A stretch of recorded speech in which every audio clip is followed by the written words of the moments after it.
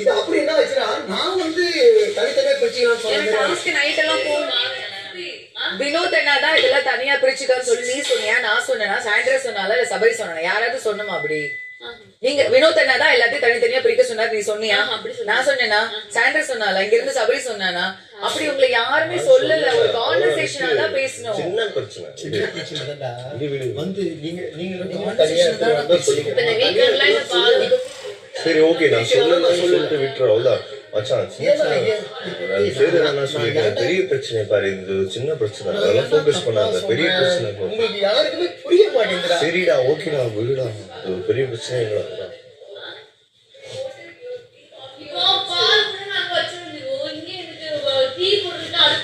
பாத்திரம் எடுத்து அதை போய் கழுவி இது பண்ணி அதுக்கு மெனக்கட்டுற மாதிரி.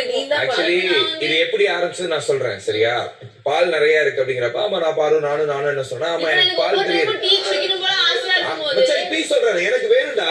இது நான் தப்பே சொல்றேன். இப்ப கிச்சன்ல போய் தனியா போட்டு சொல்றேன், எனக்கு பாலுக்கு நான் வரவே இல்லை. இப்பயும் நான் சொல்றேன் ஒரே நிமிஷம், என் பாயிண்ட் ஸ்ட்ராங் தான். ஏன்னா ஒரு ஆளுக்கு 2 பிரிச்சுக்க அது தனியா நான் எப்ப வேணா பிரிச்சுக்கிறேங்கிறது என் கேள்வி. நான் கிச்சனுக்கு வரல, நான் போடல, நான் எடுக்கிறேன் வைக்கிறேன் போடுறேன் வரேன், எனக்கு எந்த பிரச்சனையுமே இல்லை. எந்த பிரச்சனையுமே இல்லை வரல. அதான் நானும் சொன்னேன். அதுக்கப்புறம் இருக்கிறது எப்பயும் காமனா வச்சு போட்டுதான் பிரச்சனையே இல்லையே. அதுக்கப்புறம் எல்லாரும் எனக்கு தனித்தனியா கேட்டப்ப நான் என்ன சொல்ல முடியும்? அவ்வளவுதான். டீ போடுறவங்களுக்கு தனியானா அது காமனா. இப்ப 4 பேர் இருந்தாங்கல்ல சான்றா, இல்லாதவங்க 10 வருஷம் மத்தவங்க எல்லாம் டீ போட வச்சா பிரச்சனை. டீ காஃபி குடிப்போம்.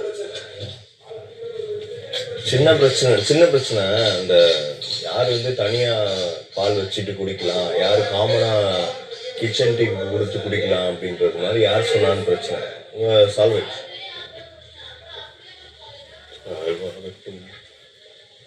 பேச மாட்டாங்க, புரிஞ்சுக்கணும் பேச மாட்டாங்க.